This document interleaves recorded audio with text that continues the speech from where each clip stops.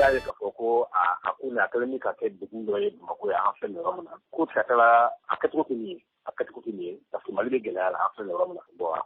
n'an ka se ka kɛ de k'a fɔ ko Mali bɔ gɛlɛya la fɔlɔ avant ka sanction ninnu imposer an y'a ye k'a fɔ ko CEDEAO gɛlɛya dɔ ta sanction ta ka lase Mali ma a ye dɔ fara Malidenw ka gɛlɛya kan a ma fosi bɔ ɲɛmɔgɔw ka ko la a dila population de kan donc ni ma da nin sanction fɛnɛ na. Mun de la e ko a ma ɲɛ mun na? Ni sanction ta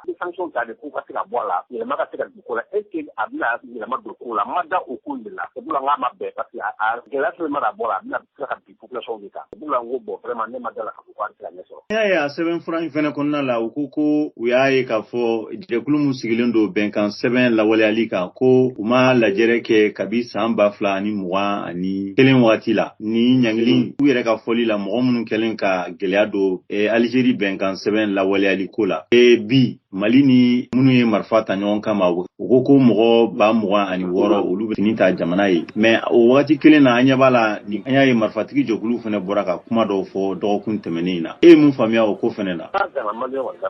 bɛ taa kuma la o y'an ye kunnafoni dɔw sɔrɔ o ba dɔw minnu marifatigi ninnu caman b'u la minnu jɛnna ka accord nin kan accord d'Alger kan donc k'a fɔ ko bon bɛɛ dalen don k'a fɔ ko a signera cogoya min na a se ka appliquer a se ka bɔ a kan wa bɛɛ bɛnn'o kan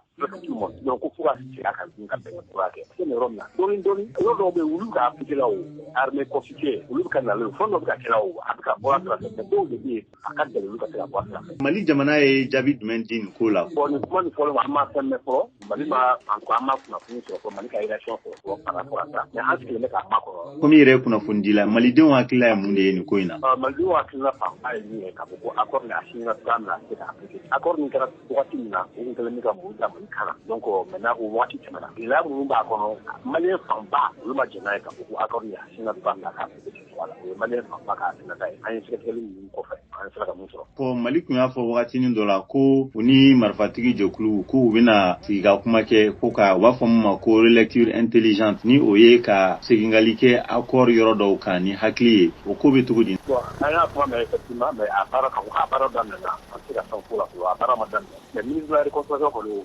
ministre reconstruction o bɔra Menaka kɔta in na a kuma kun y'o de kan mais k'a fɔ ko a baara daminɛna ko commission créée k'a bɛɛ baara daminɛna an ma kunnafoni sɔrɔ o ma fɔlɔ baara n'o kɛra fɔlɔ. Maliyɛnw ni duniya seleke naani kɛrɛnkɛrɛnla ONU u kan ka mun de kɛ pour que ni mankan in bɛ se ka ban? Pour an accord de paix a mɛnna ka sigi ka kuma parce que accord nin a se ka appliquer donc sigi ka kuma de b'a fɔ k'a ban sigi ka kuma bɛ nafa jumɛn b'a la bi an filɛ yɔrɔ min na nafa ti cayara.